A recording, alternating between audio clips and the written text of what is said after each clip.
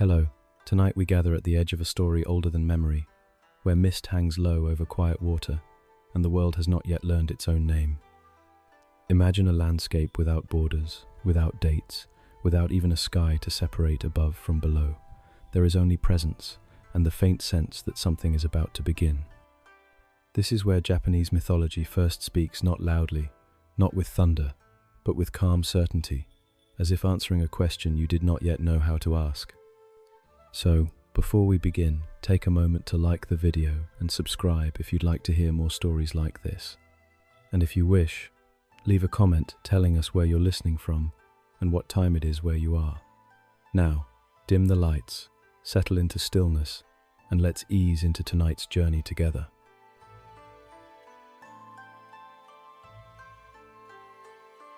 Japanese mythology is not a single tale, nor a neat system of gods and rules. It is a way of seeing the world, shaped by islands, forests, earthquakes, and seasons that arrive gently but leave lasting marks. At its heart, it asks simple questions. Where did we come from? Why does the world feel ordered yet fragile? Why does light return after darkness? These myths do not argue or explain. They observe, and then they remember. Our main window into these stories is a text called the Kojiki, compiled in the early 8th century, during a time when Japan was beginning to define itself as a unified state. The Kojiki is not a scripture in the strict sense. It is a record, part genealogy, part poetry, part memory-gathering oral traditions that had flowed for centuries before ink ever touched paper. Its purpose was practical as much as spiritual, to trace the divine origins of the imperial line and to give cosmic weight to earthly authority. Yet in doing so, it preserved something quieter and more enduring, a vision of the world as alive with meaning. In these myths, the gods, or kami, are not distant rulers seated beyond the stars. They are presences. A river can be a kami, a mountain can be a kami. Even a feeling, growth, decay, awe can be traced back to a divine source. This does not mean the world is crowded with personalities demanding worship. Instead, it suggests that everything has a place, and that nothing is truly empty. Order exists not because it was enforced, but because it emerged. Myth here is not fantasy meant to escape reality. It is an explanation offered gently, at a time when science had no language, but experience did. When the land shook, the myth did not deny it. When fire destroyed, the myth remembered it. When life and death touched too closely, the myth held both without judgment. In this way, Japanese mythology reflects a deep acceptance of impermanence, the understanding that creation and loss are not opposites, but companions. Listening to these stories now, centuries later, you may notice how little they insist upon belief. They do not demand that you agree.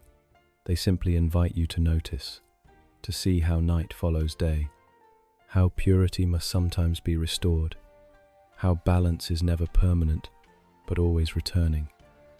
This prologue is not yet about gods with names or deeds that shape the land. It is about the pause before all of that, the breath before the first word, the silence in which possibility gathers. And in that silence, something begins to stir, not yet earth, not yet heaven, but a slow, formless movement, like oil drifting on dark water, waiting for the first presence to rise and name itself.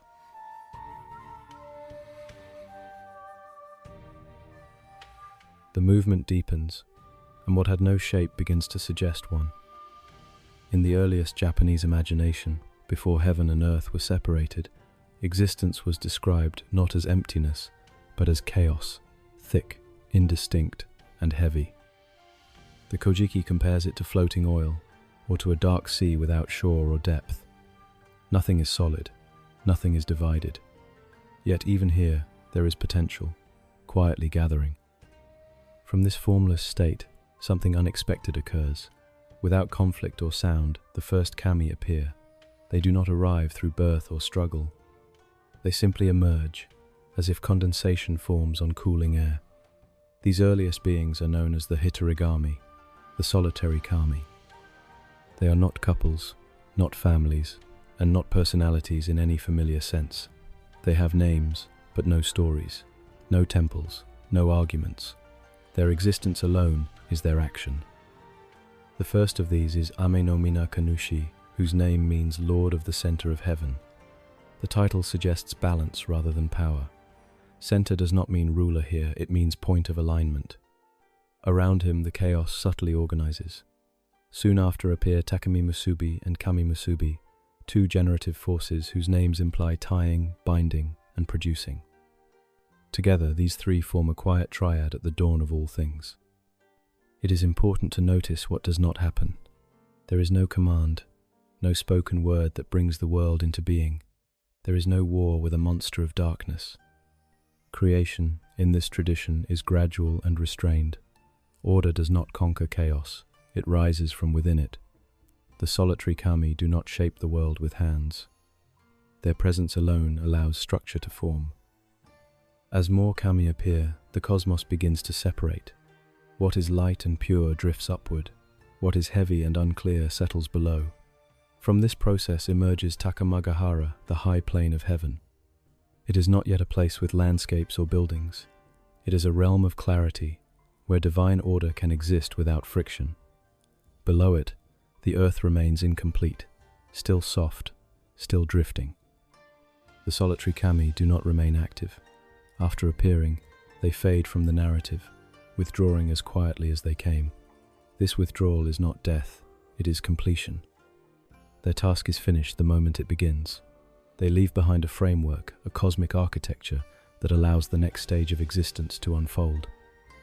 This pattern is characteristic of Japanese mythology. The most fundamental forces do not linger. They do not demand attention. Instead, they make room. What follows is more complex, more emotional, and more familiar. As generations of kami continue to emerge, a distinction becomes clear.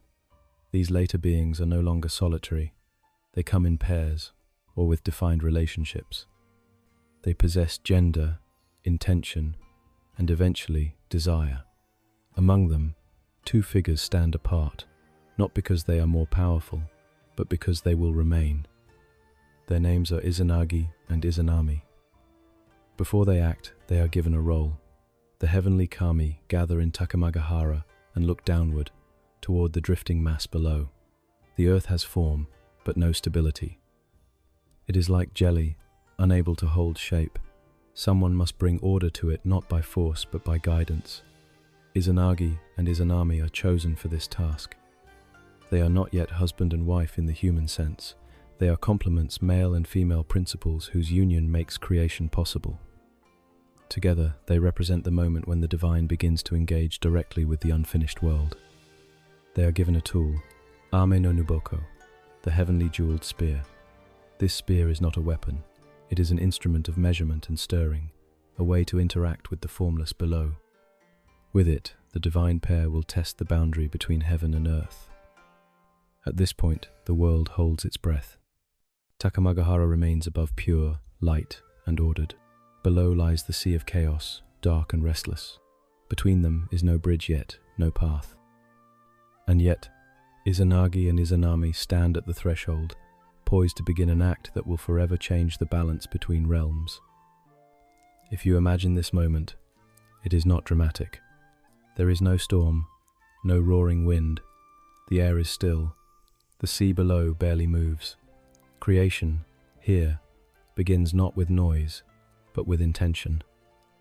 In this quiet beginning, Japanese mythology reveals one of its deepest assumptions, that order is delicate. It must be approached carefully. The world is not conquered into shape, it is invited. The solitary kami have done their work. Heaven now exists as a realm of clarity. Earth exists as potential. What remains is connection. And it will be through relationship, through ritual, mistake, and learning that the world as we know it will finally take form. As Izanagi and Izanami prepare to descend, the age of abstraction gives way to story. The nameless forces step aside. The gods who feel, who err, and who suffer begin to move forward. And far below, the soft, shifting mass of the earth waits, unaware that it is about to become land, water, and home.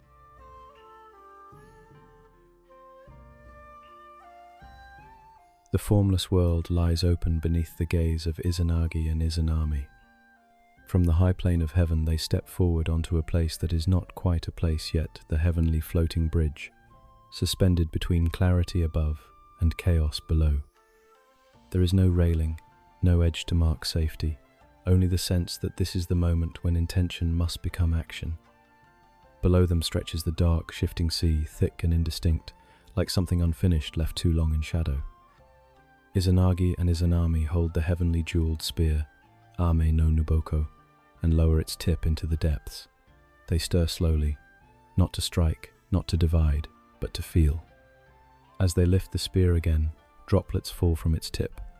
Where they touch the surface below, the sea thickens and gathers. The first land forms not a continent, not a kingdom, but a single island. It is called Onogoro, the self-forming place. Onogoro is small and quiet. It does not rise with force. It settles. The divine pair descend onto it, and for the first time, heaven and earth are connected by more than distance. This is not conquest. It is arrival. Here, Izanagi and Izanami prepare to complete what they were sent to do. They do not begin immediately. First, they establish a ritual. At the center of the island stands a sacred pillar, a marker around which order can be shaped. Ritual, in Japanese mythology, is not decoration, it is structure. It ensures that creation unfolds in harmony rather than imbalance. They agree to walk around the pillar, each in opposite directions, and meet on the other side. But even at the dawn of the world, hesitation exists. When they meet, Izanami speaks first, expressing delight at their union. Izanagi responds after.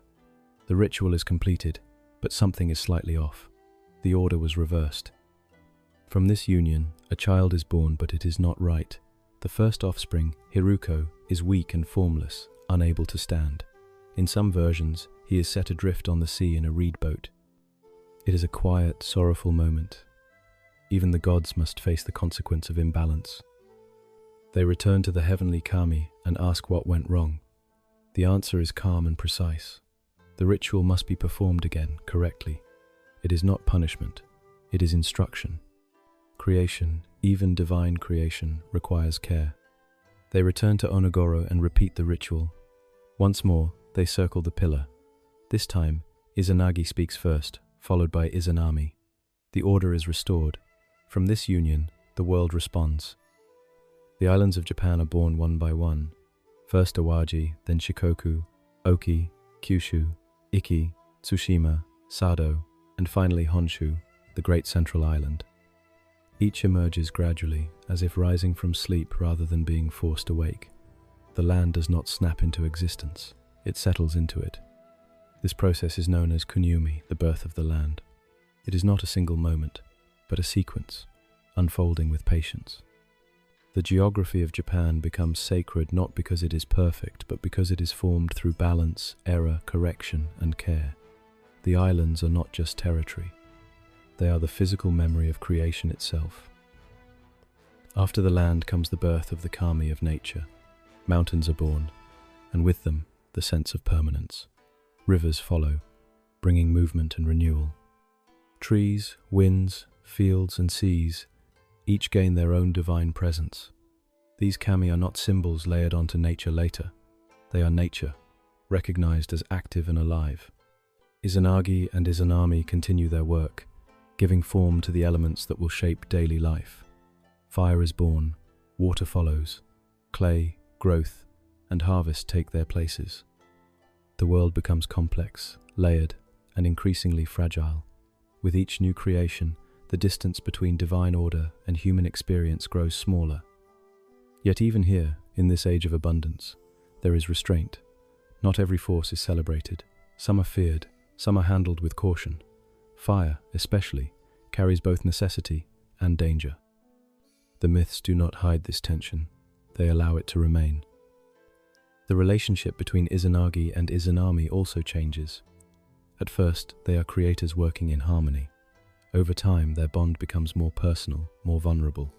Creation is no longer abstract. It begins to take a toll.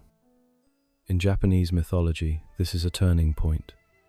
The act of bringing the world into being is not endless. It has limits, and those limits are about to be reached. What makes this story distinctive is its honesty. The gods are not distant perfection. They are participants in a process that includes failure, correction, and eventual loss. Creation is sacred precisely because it is costly. The land now exists. The world has structure. Mountains stand still. Rivers move. The sky above and the earth below recognize each other. But something has shifted. The age of pure formation is ending, and another theme is approaching, one that every listener, divine or human, understands. Birth has brought with it the first shadow of death. As Izanami prepares to give life to a force too intense to be held without consequence, the harmony of the early world begins to strain. Fire waits just beyond the next moment, bright and necessary, carrying with it a change that cannot be undone. And as the islands settle into their places beneath the sky, a quiet tension spreads through creation, hinting that the world, now formed, is about to learn what it means to break.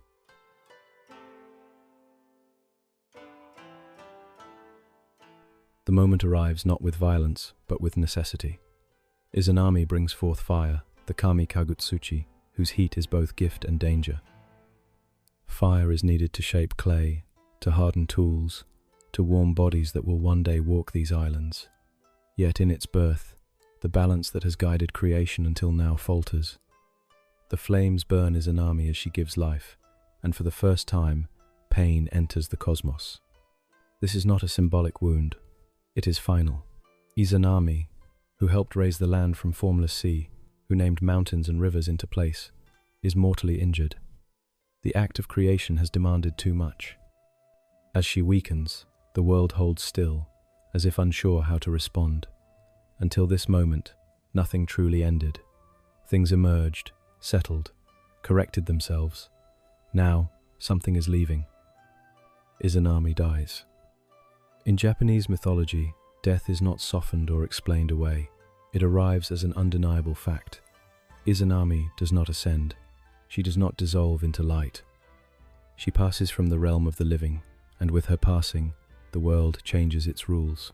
Death is not a punishment here. It is a consequence of intensity, of forces that cannot be held without cost. Izanagi's response is immediate and overwhelming. He weeps. His grief is not restrained or noble. It is raw, and it reshapes the world around him.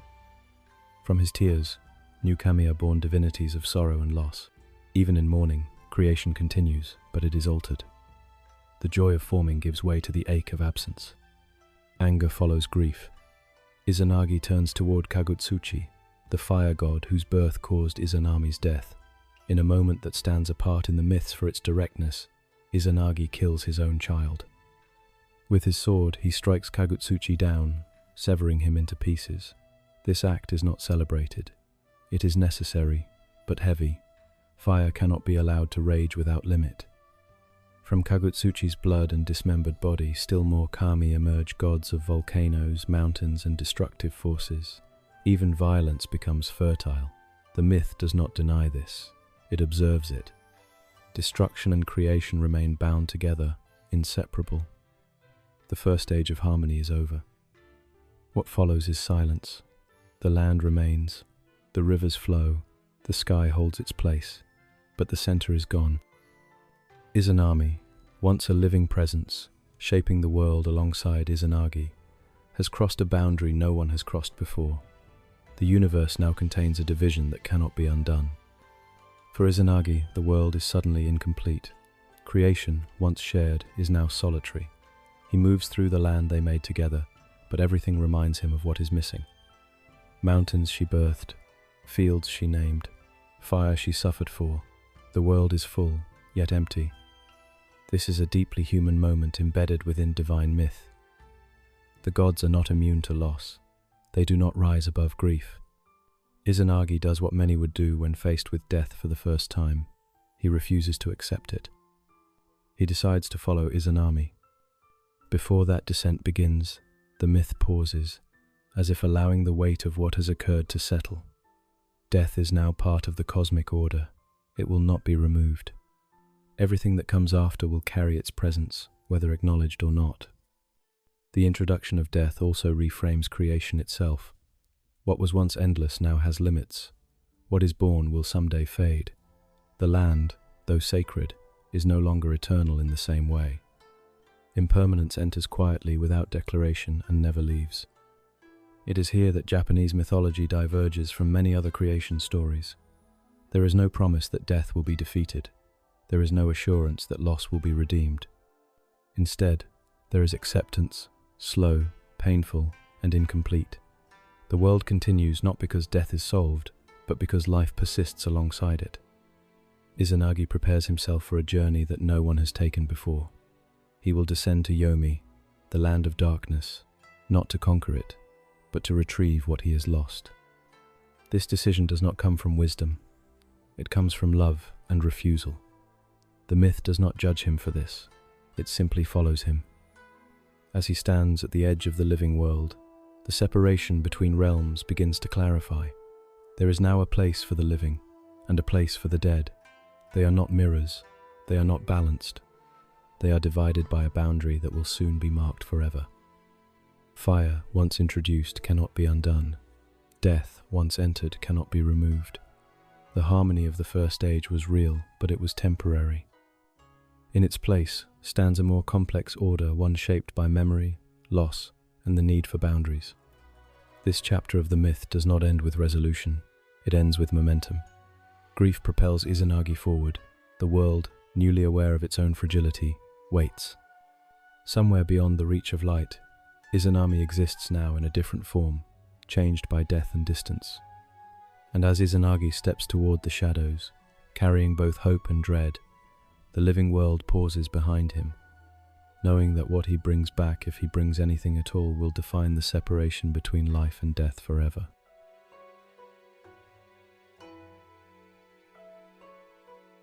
Izanagi steps away from the light of the living world. He does not descend in anger or defiance. He goes quietly, carrying grief like a weight that pulls him downward. The path to Yomi is not marked by flames or guards. It is a slope into dimness, a gradual thinning of warmth and color, as if the world itself is exhaling him into shadow.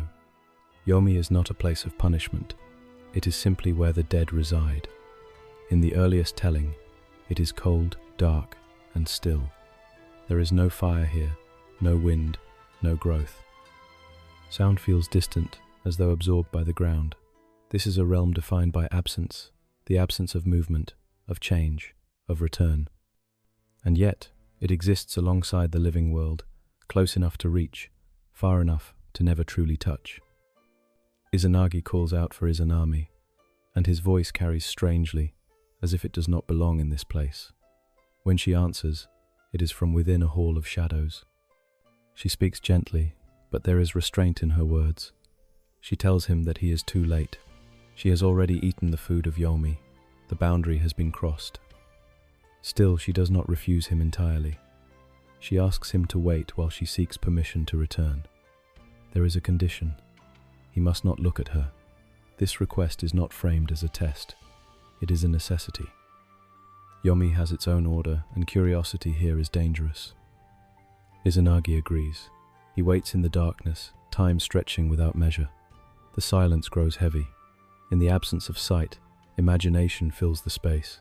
The myth does not hurry this moment. It lingers, because this is where restraint is hardest to maintain. At last, doubt overcomes patience. Izanagi breaks off a tooth from his comb and lights it as a torch.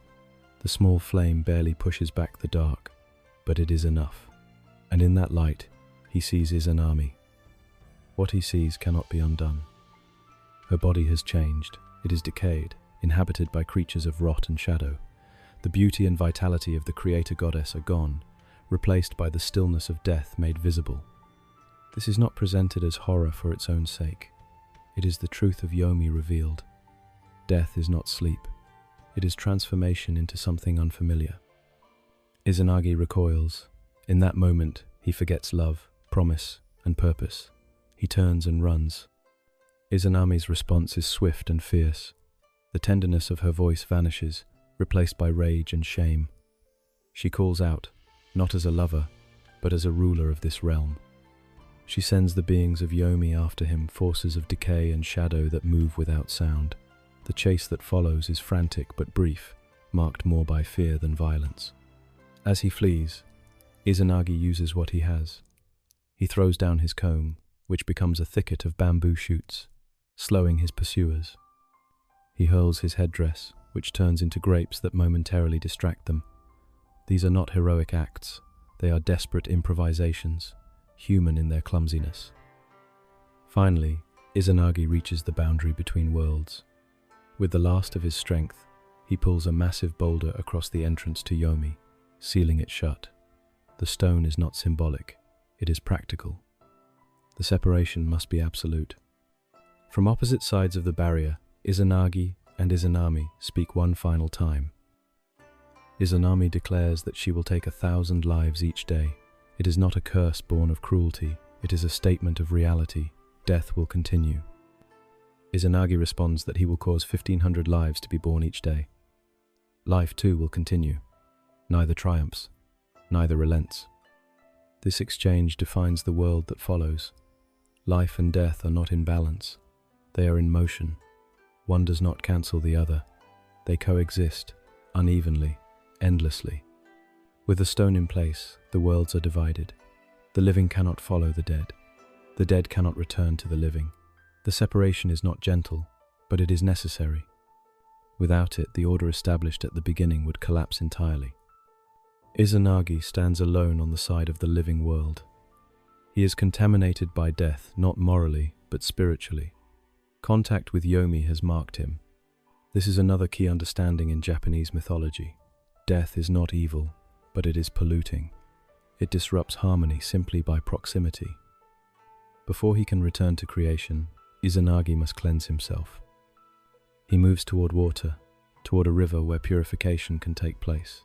This act, known as misogi, is not an apology. It is restoration. The myth treats purification as maintenance, not repentance.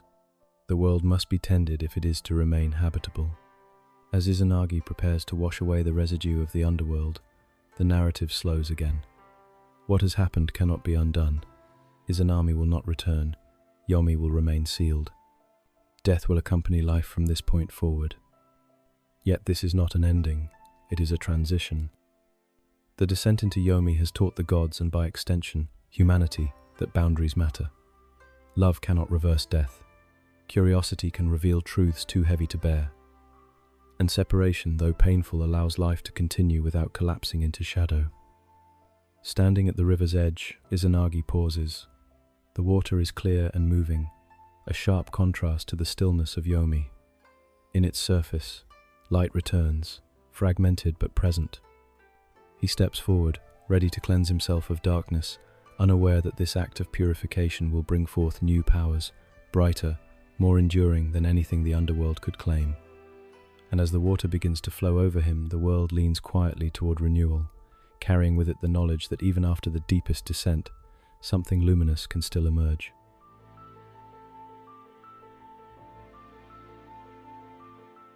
The water closes around Izanagi's hands and feet.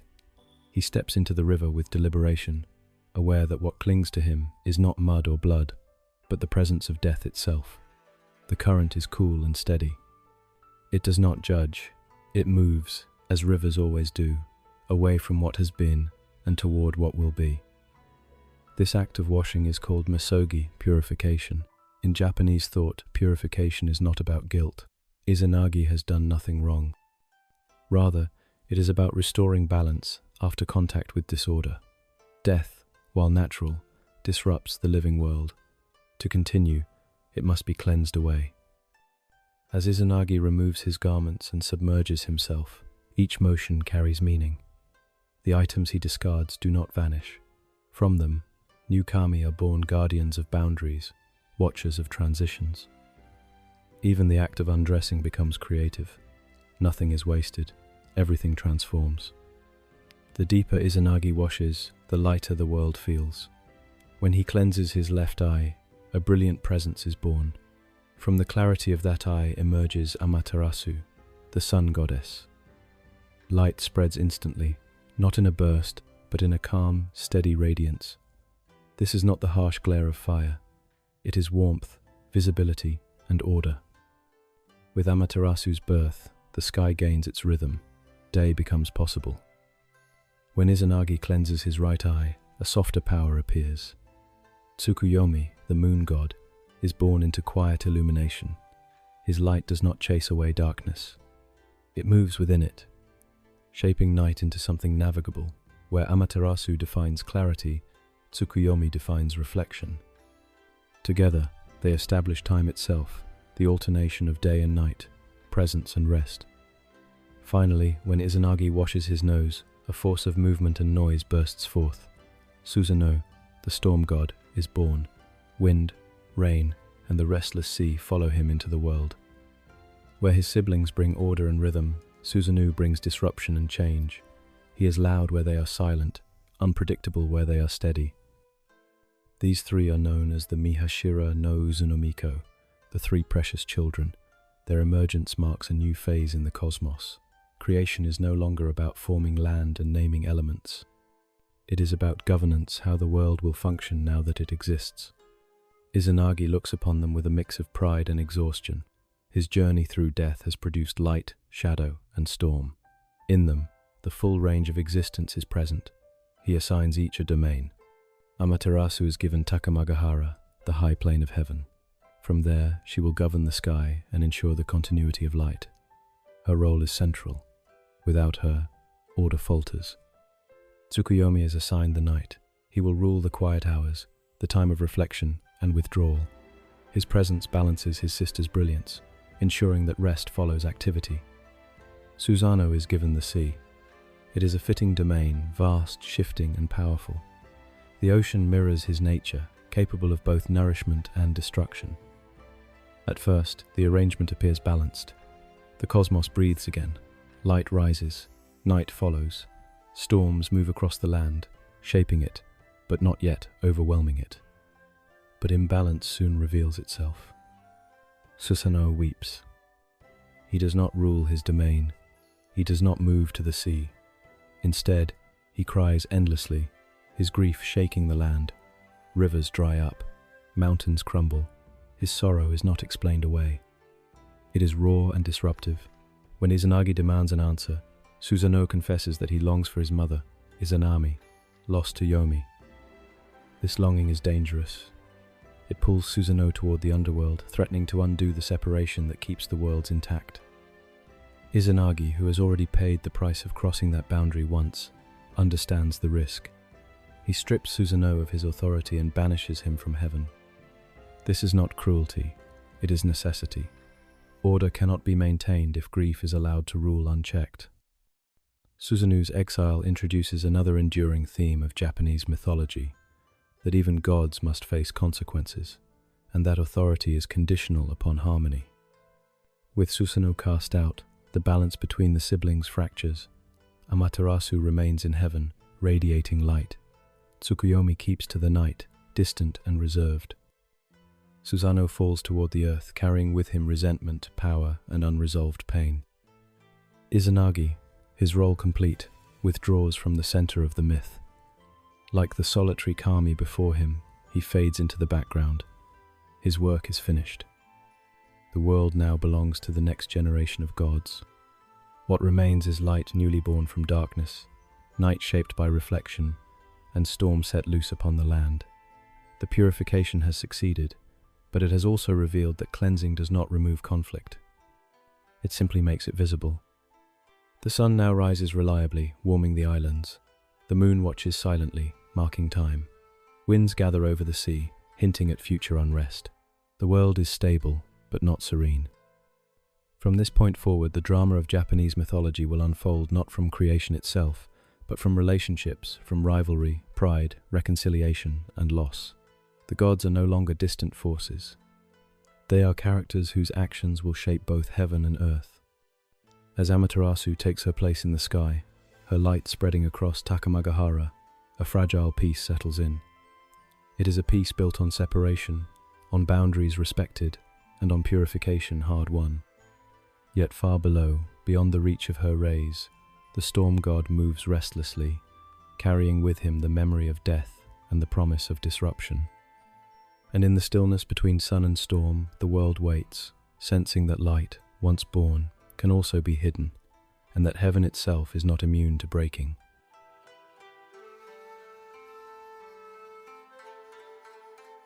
The tension in Takamagahara slowly gathers.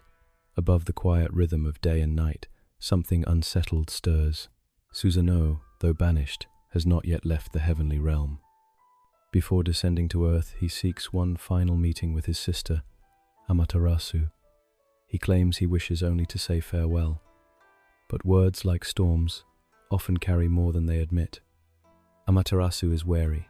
She knows her brother's grief, his volatility, the way his emotions spill outward and reshape whatever lies nearby. When Susanoo approaches the gates of heaven, the land trembles beneath his steps. Crops wither, rivers surge. The signs are unmistakable. Still, she agrees to meet him, not out of trust but out of responsibility. Light cannot refuse to face darkness forever. To prove his intentions, Susanoo proposes a ritual contest. Each will create gods from the possessions of the other, demonstrating sincerity through balance and restraint.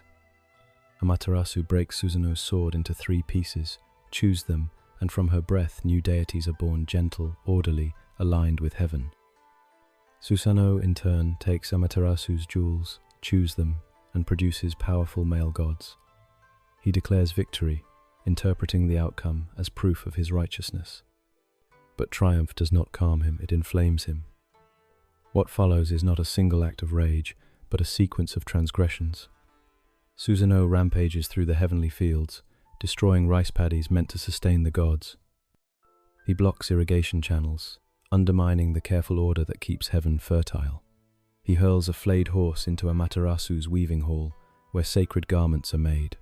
One of her attendants dies in terror. These acts are not symbolic mischief. They are violations of cosmic order. Heaven, once a place of clarity and rhythm, becomes unstable. Noise replaces harmony. Fear spreads. Amaterasu does not respond with force. She does not punish her brother. Instead, she retreats. Overwhelmed by violence and shame, Amaterasu withdraws into a cave called Ame no Iwato, the heavenly rock cave. She seals the entrance behind her with stone. With this act, the sun disappears from the world. Darkness falls not only on heaven but on earth below. Crops fail, cold spreads, the rhythm of life falters. Without sunlight, even the gods lose their bearings. This is not night as governed by Tsukuyomi. This is absence. An unnatural stillness settles over all realms. The myth pauses here, allowing the weight of this loss to be felt. Light, so constant it was taken for granted, is suddenly gone, and with it, the certainty that order will always return on its own. The gods gather outside the cave, confused and afraid. Power alone cannot solve this. Commands mean nothing to a son that has chosen to hide. They must find another way, not to force Amaterasu out, but to remind her why she emerged in the first place. They begin to plan, not a battle, but a celebration. At the riverbed near the cave, they prepare a ritual unlike any before. Sacred objects are arranged carefully. A mirror, the Yata no Kagami, is polished until it reflects without distortion. Jewels are strung together, catching what little light remains. Offerings are laid out, not to demand, but to invite. Then Ame no Uzume steps forward. She is a goddess of dawn, of laughter, of threshold moments. Where others embody stability or power, Uzume embodies release. She begins to dance not with elegance, but with abandon. She overturns a tub and dances upon it, stamping and laughing, bearing herself in ways both shocking and joyous. The assembled gods erupt into laughter. This moment is crucial. In the deepest darkness, it is not solemnity that brings change, but humor, not discipline, but relief. The laughter is not mockery, it is life remembering itself. From within the cave, Amaterasu hears the noise. Confused, she wonders how joy can exist without her light. Curious despite herself, she slides the stone aside, just enough to peer out. At that moment, she sees her own reflection in the mirror. For the first time, she looks upon herself not as a role, but as a presence, radiant, necessary, irreplaceable. The gods pull the stone away and draw her out. Light spills across heaven and earth once more. The sun returns, not as a conqueror, but as a participant renewed. The cave is sealed behind her. Darkness is restored to its proper place, not erased, but bounded. Susanoo is judged for his actions. This time, there is no hesitation. He is stripped of his remaining status in heaven and expelled permanently. His descent to earth is no longer delayed. Chaos cannot remain where order must be maintained. With Amaterasu's return, Takamagahara begins to heal. Fields are restored. The weaving hall is rebuilt. The rhythm of day resumes. But the world is not the same as before. Heaven has learned that light can be withdrawn, that even the sun can choose silence. Order is not guaranteed by power alone, but by care, balance, and respect. This story does not frame Amaterasu as weak for hiding. It frames her as responsive. Light, when violated, can retreat, and when it does, the responsibility to restore it belongs to everyone. The lesson settles quietly into the myth. Joy has a place even in sacred order. Laughter can mend what force cannot, and light, once lost, must be invited back, not demanded. As Amaterasu takes her place again in the sky, her radiance steadier, the world exhales. But far below, beyond the reach of heaven's judgment, the storm god walks the earth, carrying with him both the memory of exile and the potential for change. The sun shines once more, the sky holds. Yet the story turns its gaze downward now, toward rivers and fields where gods walk closer to humanity, and where even a fallen storm may find redemption beneath the open, fragile light.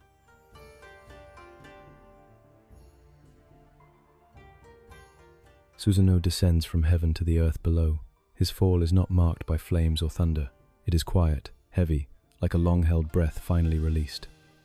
The land that receives him is Izumo, a region of wide rivers, deep forests, and mountains that seem to watch more than they reveal.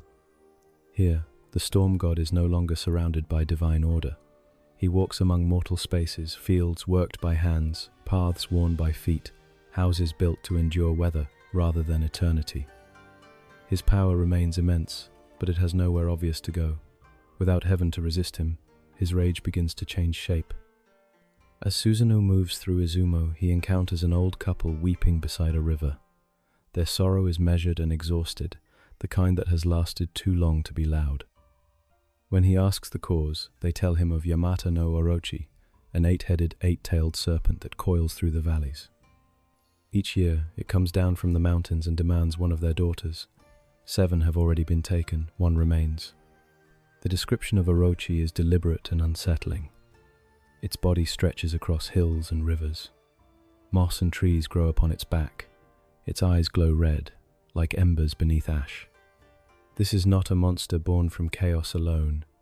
It is a force of nature made predatory flood, landslide, and famine bound together in living form.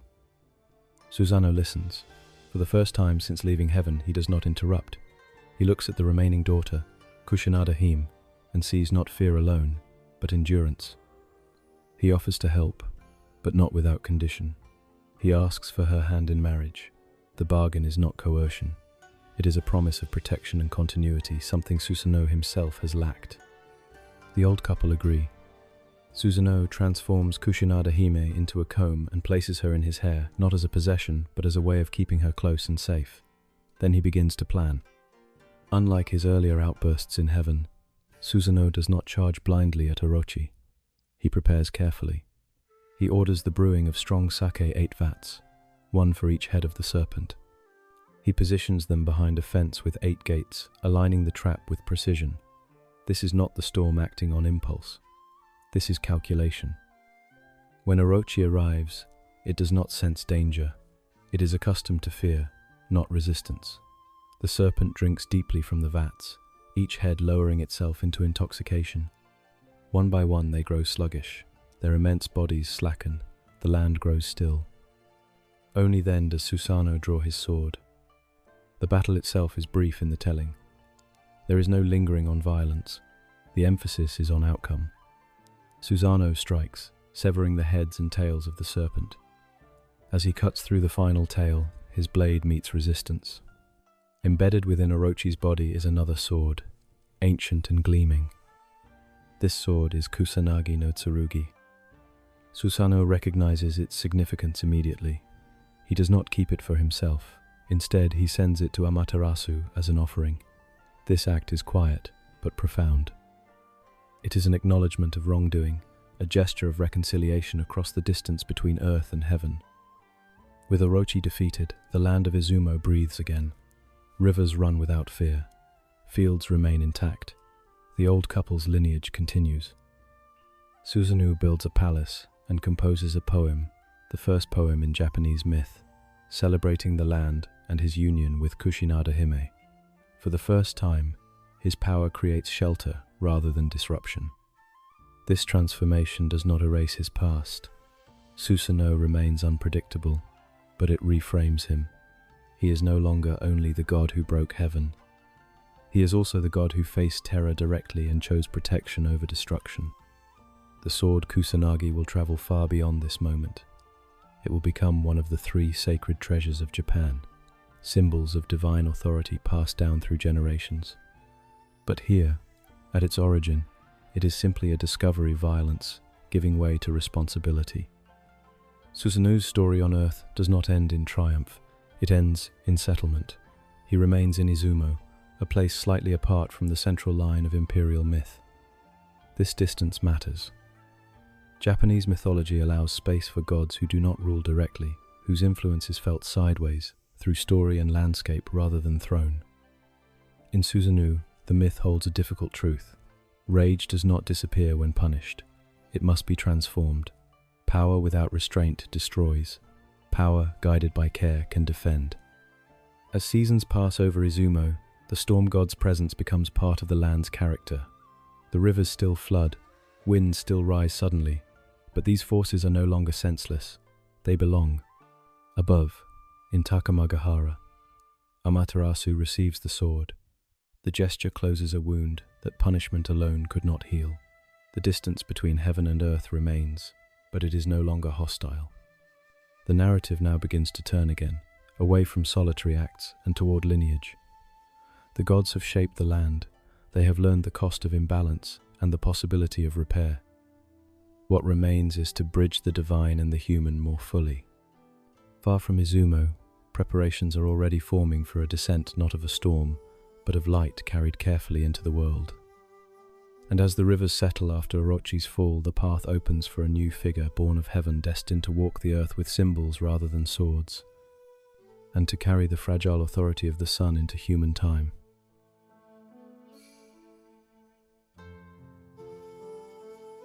The story turns upward once more to Takamagahara. There, Amaterasu looks down upon the world that has been shaped by conflict and repair. The land exists. Order holds. But the distance between heaven and earth remains wide. Light governs from above, while humanity, still undefined, waits below. Amaterasu decides that the time has come to narrow that distance. She chooses her grandson, Ninigi no Mikoto, to descend to the earth and carry divine authority into the living world. This is not a conquest, nor a test of strength. It is an inheritance. The rule of heaven will not be imposed by force, but extended through lineage, ritual, and care. Before Ninigi departs, he is given 3 objects. They are not weapons of domination. They are reminders of balance. Together, they are known as the 3 sacred treasures. The first is the mirror, Yata no Kagami, the same mirror that once drew Amaterasu from the cave. It represents clarity and self-knowledge. To rule is to reflect, not to obscure. The second is the jewel, Yasakani no Magatama, curved and luminous, symbolizing continuity and life's unbroken flow. The third is the sword, Kusanagi no Tsurugi, born from violence but redeemed through responsibility. Power, it reminds, must be restrained. With these treasures, Ninigi begins his descent. He does not fall like Susanoo. He is guided, accompanied by other kami who will serve as protectors and witnesses.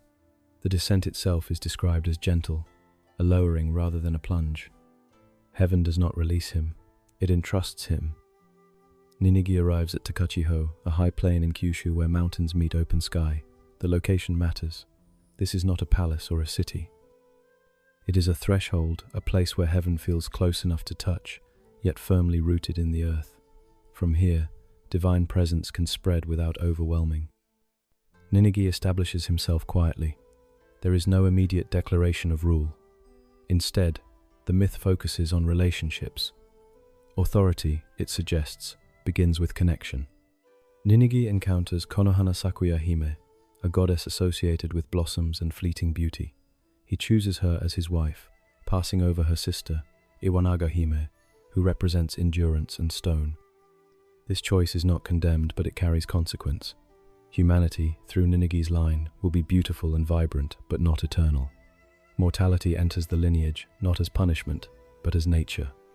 From this union, generations unfold. The divine line moves closer to human experience, acquiring vulnerability along with continuity. The gods no longer stand entirely apart. They begin to age, to suffer loss, to face uncertainty. Among these descendants are two brothers, Hodori and Hori, whose story further binds heaven, earth, and sea. Hodori is a fisherman, at home on the waves. Hori is a hunter, more comfortable on land. They exchange tools, but misfortune follows. Hori loses his brother's fishhook, a small object that becomes a source of great tension. Seeking to restore balance, Hori journeys to the sea to find the lost hook. There, he encounters Watatsumi, the sea god, who rules the depths with calm authority. Watatsumi receives Hori not as an intruder but as kin. The sea, often feared, becomes a place of guidance and restoration. Hori marries Watatsumi's daughter and lives for a time beneath the waves, where time moves differently. When he returns to the surface, he carries not only the recovered hook, but gifts of power jewels that grant control over the tides. With them, he resolves the conflict with his brother, not through dominance, but through measured response. This episode reinforces the myth's central idea. Balance between realms is achieved through understanding, not suppression. The sea is not subdued, it is negotiated with. Authority flows through respect. Through Ninigi's descent and his descendants' journeys, the divine order becomes embedded in the rhythms of the land. Heaven no longer governs alone. Earth participates, the sea responds. The world becomes interconnected, not hierarchical. The three sacred treasures remain central throughout. They are passed down, not displayed. Their power lies in continuity rather than spectacle. They do not guarantee success. They symbolize responsibility. As generations pass, the divine lineage grows increasingly human. The presence of the kami recedes slightly, not vanishing, but softening. The myth prepares for a transition from gods walking openly among the land to humans guided by memory, ritual, and symbol. Ninigi's descent is not the end of divine involvement, it is a shift in method. Heaven steps closer, then slowly back, allowing the world to carry itself forward. The land now has rulers who are not purely divine, yet not fully mortal. They bridge realms. Their authority is fragile, dependent on harmony rather than command. Far to the east, beyond Takachiho and the quiet plains of Kyushu, the land stretches toward forests and rivers, not yet claimed by this lineage. The path ahead is uncertain. The divine connection has been established, but it has not yet reached its final form. As the three sacred treasures are safeguarded through generations, the myth leans toward history. A figure will soon emerge who walks not as a god, but as a leader guided by divine signs. The age of descent gives way to the age of journey. And as Ninigi's legacy settles into the soil of the islands, the story prepares to follow one last migration eastward, toward a founding moment where myth and memory will quietly intertwine.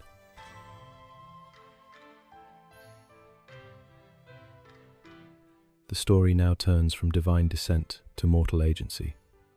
Ninigi's lineage has brought heaven close to the earth, and with it, the sacred symbols that link sky, land, and sea. These treasures, the mirror, the jewel, and the sword, are not simply relics. They are guides, markers of legitimacy, and tools that shape perception as much as power. They pass quietly into the hands of Kamuyamato Iwarabiko, who will become Emperor Jimmu, the first mortal ruler of what will later be called Japan.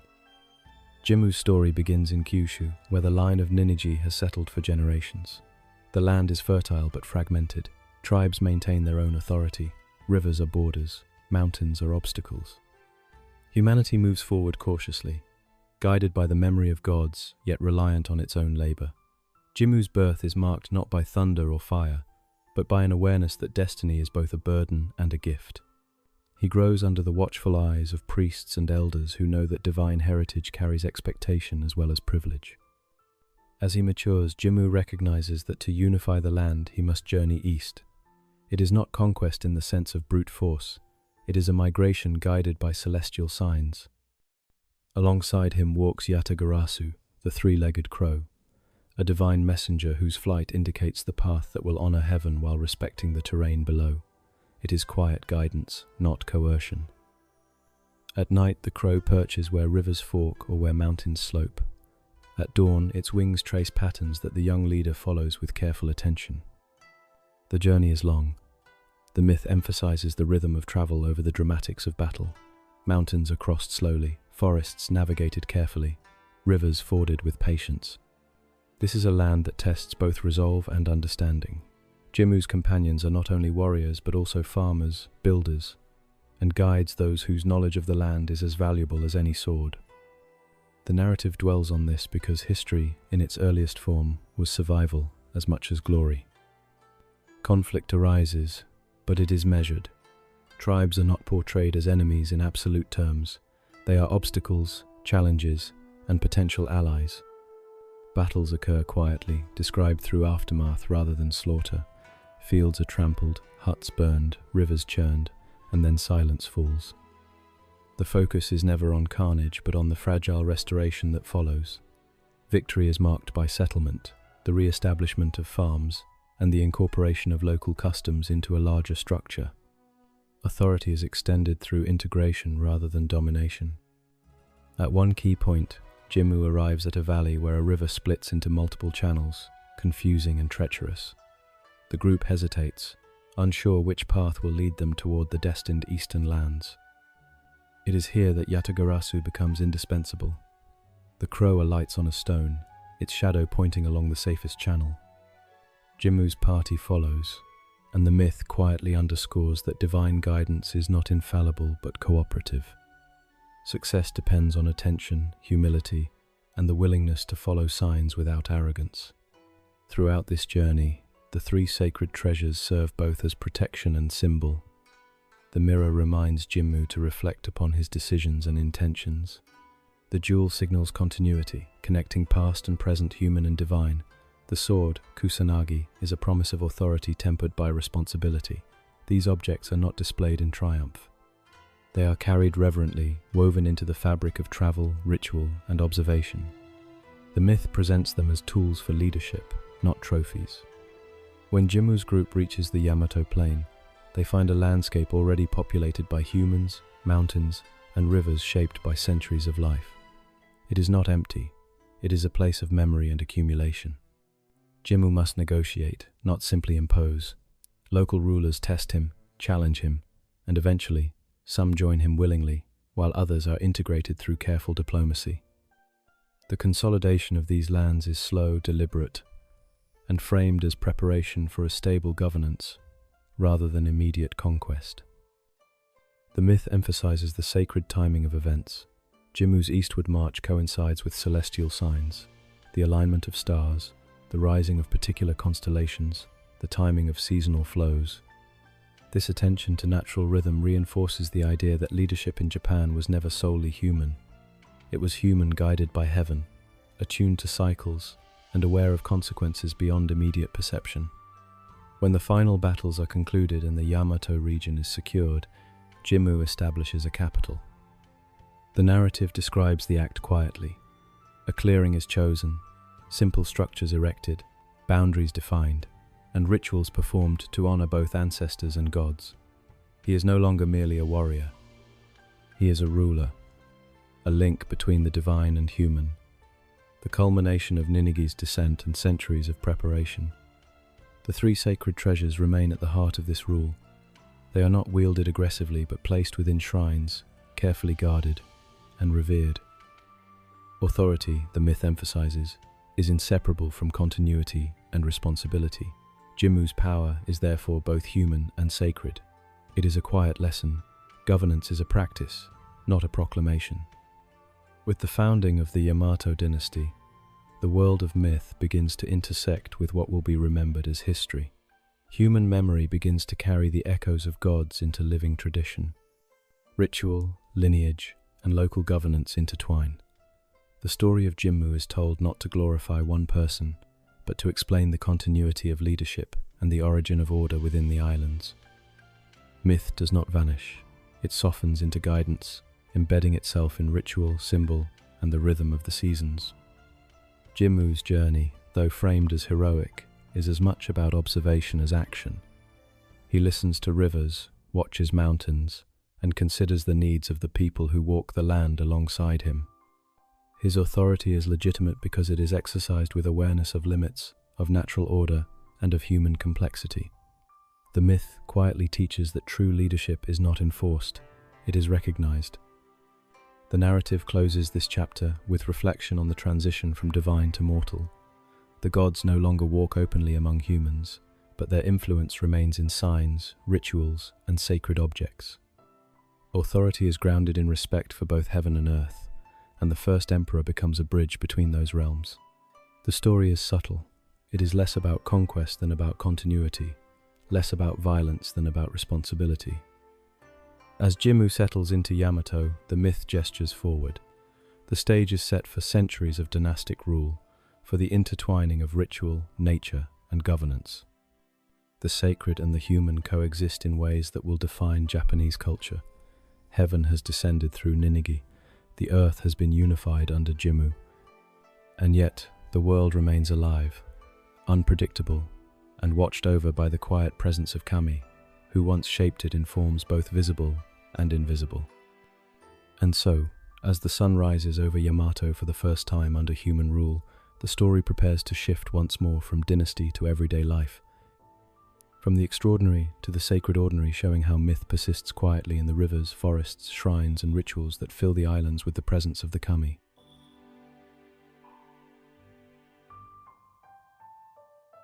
The story now turns to the world after gods have walked openly among humans.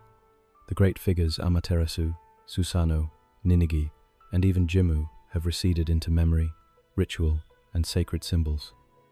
Yet their presence is far from gone. It lingers, subtle but persistent, in the spaces and rhythms of daily life. In Japanese mythology, the divine is not merely historical, it is spatial, atmospheric, and enduring. The land itself carries memory, and those who inhabit it sense it in countless, quiet ways. Take the wind, for example.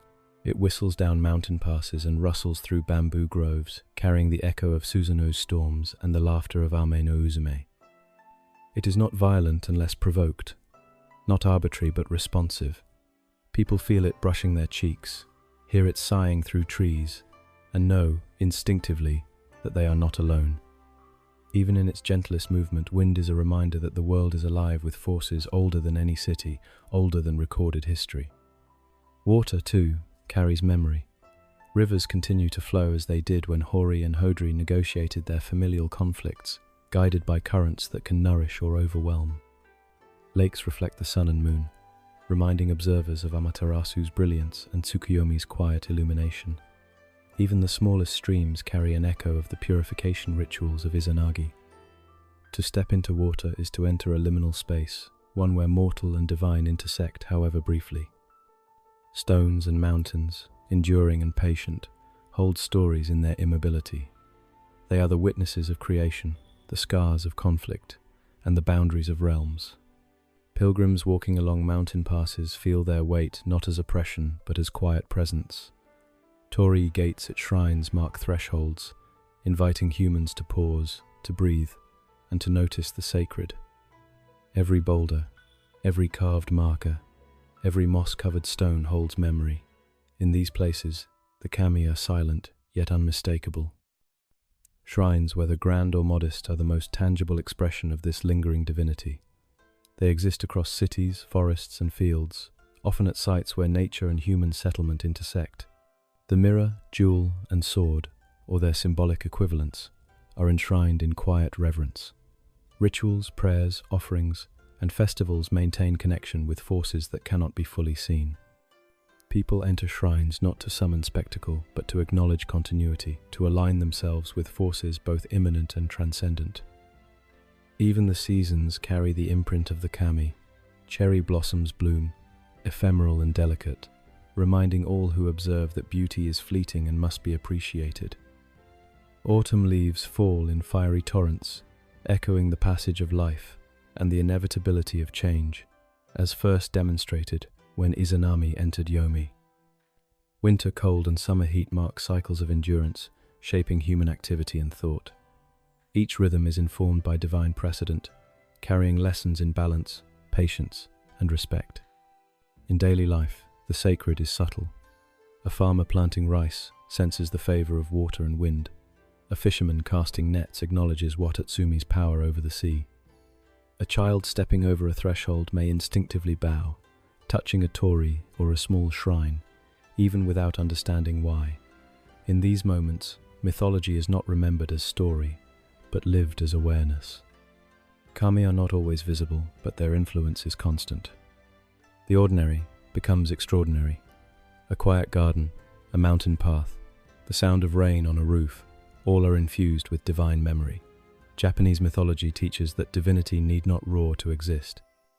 Presence is often gentle, woven into what might otherwise seem mundane. Life and myth overlap, creating a world in which humans are not separate from the sacred, but participants in it. This world filled with kami is also a world of limits. Just as Izanami could not return from Yomi, and Susanoo could not remain in heaven, human actions are bounded. Respect for nature, ritual propriety, and attention to the flow of events are central. To ignore these boundaries is not simply impolite, it invites imbalance, as the myths repeatedly show. Awareness, observation, and care are thus forms of devotion, forms of participation in the ongoing creation of the world. Even time itself carries sacred traces. Festivals, agricultural cycles, and anniversaries of mythic events maintain a connection to the past. The rhythm of life is guided by memory of deeds, both divine and human. The stories of Jimu's journey, Ninigi's descent, and Susanoo's adventures are not relics, they are templates for understanding how the present is shaped by what has come before. Humans learn, consciously or unconsciously, to navigate the world with these patterns in mind. Language, too, preserves kami. Place names, poems, and local legends carry layers of divine history. Mountains, rivers, and coastal regions retain the names and echoes of deities, subtly reminding inhabitants that each environment is inhabited, sacred, and alive. The repetition of these names and tales across generations sustains connection, allowing the divine to continue without direct intervention. Yet, even as presence is maintained, Japanese mythology does not demand fear. Kami are not capricious tyrants. They are reminders, guides, and witnesses. They reward care, protect the land, and respond to ritual. Their absence is equally instructive. When Amaterasu hid in the cave, light vanished, but it returned through patience, ingenuity, and attention. Balance is dynamic, not static. Humans are participants, not passive observers. The everyday, therefore, is a stage on which the sacred acts quietly. Cooking, weaving, building, planting, traveling. Each activity is an opportunity to acknowledge continuity, to sense the lingering power of kami, and to shape the world in harmony with it. The divine is never distant. It is embedded in practice, perception, and attention to natural rhythm. Through centuries, this presence has informed Japanese life, culture, and thought. It provides a framework in which humanity is neither central nor incidental. Humans exist in a web of influence that includes earth, water, wind, stone, ancestors, and memory. Myth becomes a lens for living practical, ethical, and deeply attentive.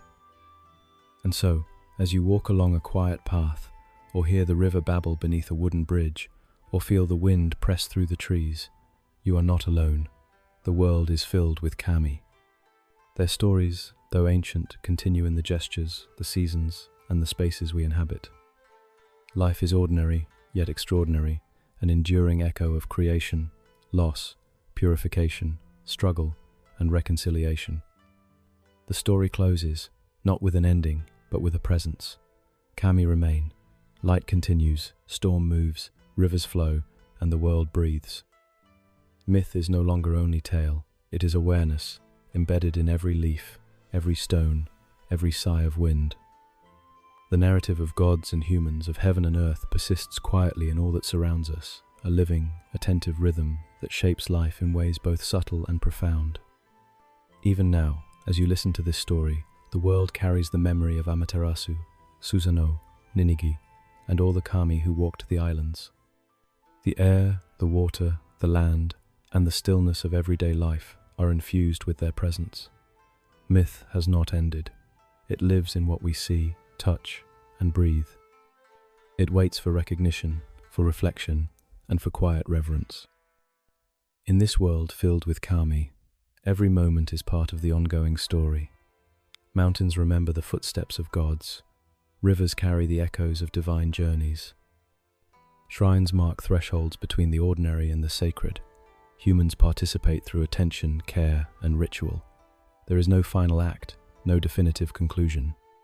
Presence is eternal in its quiet, and the world itself alive, breathing, shifting, remains the testament to what was made, lost, and restored by the kami. Even as night falls and the wind brushes softly across the land, you can feel it. The whisper of stories, the echo of creation, the memory of purification and light, the calm persistence of balance and harmony. It is all around you, subtle and enduring, waiting to be noticed, honored, and carried forward.